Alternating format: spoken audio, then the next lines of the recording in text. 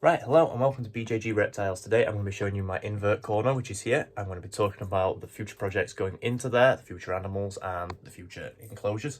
And I'm going to be showing you the new animal that I've got.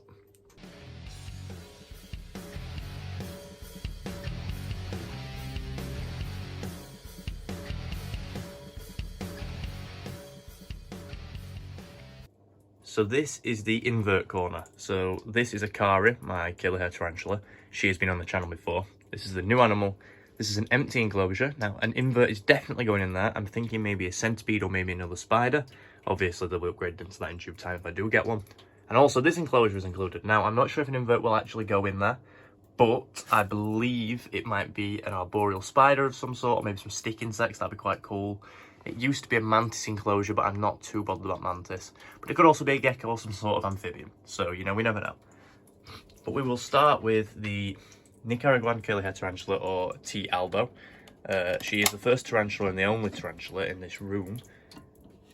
She is back here. I'll have to zoom in so it focuses, so bear with me. This is Akari. So I do think she's female, but I could be wrong. She molted for me, but she absolutely decimated her molt. I don't think she's looking leggy, which is nice. She's eating solidly for me. So this is her enclosure. I'll show you from the top as well.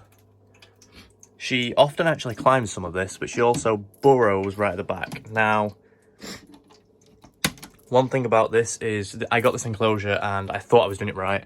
As you can see, there's a couple of inches of substrate, but I need like a couple more. So I'm probably going to add another extra inch so that this is pretty much touching the top. And that's just, you know, a necessity. And for the time being, it's brilliant. You know, there's plenty of webbing you can see back there. It's obviously a coconut and stuff that she hides in there. She's obviously still through there. And yeah, that is a brilliant enclosure. And then I was talking about this enclosure as well. So this enclosure is completely empty at the minute. It used to house one of my baby geckos during the quarantine phase. It's all been disinfected now. And this is the newest animal. So it says Akari, the T. albo, but that's because this was her old enclosure. I'm going to pause the video here and I'm going to open it because it takes two hands. So this is the latest enclosure that I have designed. It's got a crocodile skull, a little shallow water bowl. It's got eco earth and then cocoa fibre on top. Now, as you can see from the claw sticking out there, this actually houses a scorpion. Now, a scorpion is one of my all-time dream animals. So this is like me living the life right now. You can kind of see him down there. I'll see if I can get him through there. It's quite dirty. You can see him through there. We need a name for him, so feel free to leave names in the comment section. Also, on Wednesday, I'm going to be feeding him, so look out for that short of me feeding him. Or her. I just realised I said him or her. This is an Asian forest scorpion. It's my first scorpion ever, and it's a cool addition to the invert section. It will eventually be housed in an enclosure this size, but currently it's in this size. I just wanted to show you him. Oh wow, look at that. Yeah, he is awesome, or she is awesome. They are so cool. I would also ask you to excuse the sniffling or any coughs that come on in this video. I try and edit around them the best I can, but I'm not very well at the minute. I just really wanted to show you the newest addition to the reptile room and the invert corner. Now, this leads me on to this empty viv here. So I'm going to close this viv and then come back to you. So this enclosure here is roughly the same floor space as this one. It's longer, but a little bit narrower. Now, I'm thinking maybe something like a centipede or maybe another terrestrial spider. Now, I could also have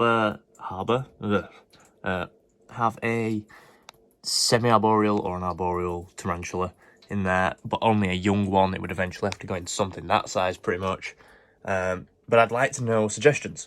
I've got a pink leg centipede in mind, but also there's a couple of the avicularia subspecies that I would be interested in getting, which is the tarantula. If you've got any suggestions, please leave them in the comments. If you've got any names for this one, please leave it in the comments. And I'm going to move to this viv now.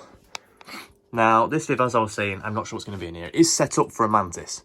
So, you know, it could be mantis, but also stick insects have similar requirements. Now, it does need some repairs. As you can see up there, it's kind of drooping in on itself.